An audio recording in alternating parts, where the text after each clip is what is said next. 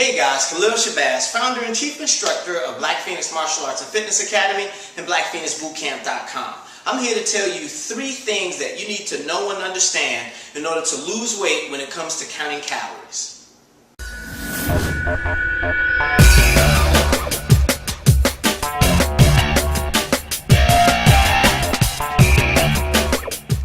The first thing you need to know and understand is that there are 3,500 calories to 1 pound.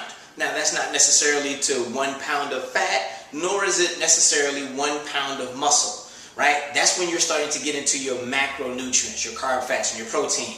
But let's not go down that road just yet. I'll save that for another video. Right now, number 1, 3,500 calories to 1 pound. Number 2, the second thing you need to know and understand is BMR, or basal metabolic rate. That is the amount of calories that your body requires to maintain its current size with your current level of activity. Your body requires a certain number of calories to maintain that size. And of course, this includes brain function, heart, lungs, mobility, things of that nature. Every single thing your body needs, right, in order to survive and to maintain and to exist. But right now, this is just a broad strokes explanation, right? So again, BMR, basal metabolic rate, is the amount of calories that your body needs to maintain your current size and your current level of activity. And the third thing you need to know and understand is caloric deficit. And that's the amount of calories that you're actually depleting from your BMR in order for you to hit your actual target weight or to achieve your weight loss goal. Now, none of this really means anything without it being put into its proper context. So let me explain it this way. Over the past few years, you may have noticed that whether you're going to a fast food restaurant or to a sit-down restaurant, many times on the menus, you'll see the amount of calories that are in a particular dish. Whether that's a burger, fries, and a drink, or whether that's a steak dinner, more often than not, you will see the amount of calories that are in that particular meal. Now, without you really understanding what your basal metabolic rate currently is, the numbers next to that particular meal on the menu really don't mean anything. Now, of course, you don't have to know the exact number, but if you have a basic ballpark understanding, then it's helpful to you to know and understand how many calories you're actually taking into your body. Primarily because you're trying to stay within certain parameters. And those parameters are your basal metabolic rate. So now here's how all of that figures into, let's say, a somewhat realistic BMR number. So let's say your basal metabolic rate is 2,000 calories per day.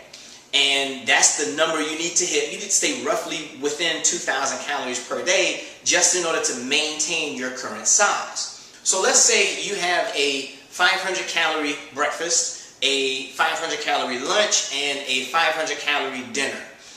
Your morning snack is 200 calories, your afternoon snack may be 150, and then your evening snack is another 150. That's your entire day. Now, at the end of the day, you would have consumed approximately 2,000 calories. Now, that's pretty much where you want to be just to maintain your current size. So when you go out to eat and you're looking on the menu, you're looking for a lunch, breakfast, or dinner, regardless of where you go, but you're looking for something that fits that paradigm or that fits that layout of numbers. Now, the way you actually put on weight is to go beyond your 2,000 calories on a daily basis. And now you're gradually creeping up in weight. That quite simply, again, broad strokes, that quite simply is how you actually put on weight, by eating beyond your basal metabolic rate. Or as many people would say, you're consuming more calories than you're actually burning. So now you've gradually put on weight and you're looking to reduce that weight. You're looking to lose some pounds. What you want to do is create a caloric deficit, which simply means you need to create a number of calories below your basal metabolic rate in order for your body to actually begin to drop in overall body weight. So for easy math, let's just say you want to create a nutritional plan that encompasses no more than 1,500 calories on a daily basis. Now, of course, you can break this up any way you feel, right? That makes sense for your day-to-day activity. But again, for easy math, let's say you do a breakfast for 300 calories, a lunch for 300 calories, and a dinner for 300 calories.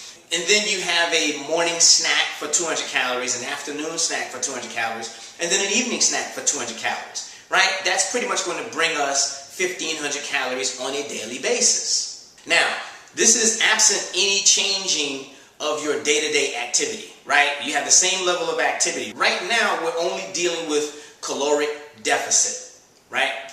Now, your basal metabolic rate was 2,000 calories on a day-to-day basis. Now, we just now created a 500 per day caloric deficit. Again, easy math. Over the next 7 days, 500, 500, 500. So basically 500 times 7 equals 3,500.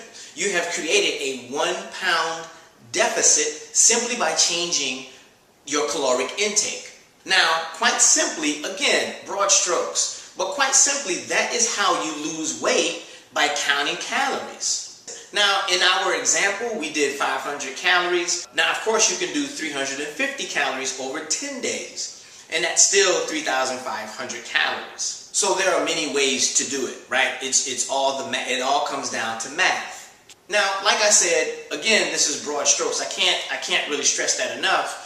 But right now, if you can get the gist of what a calorie is, how many of them it takes to actually make a pound, what your basal metabolic rate is, and if you can get a handle on caloric deficit, you'll be well on your way to losing weight simply by counting your calories.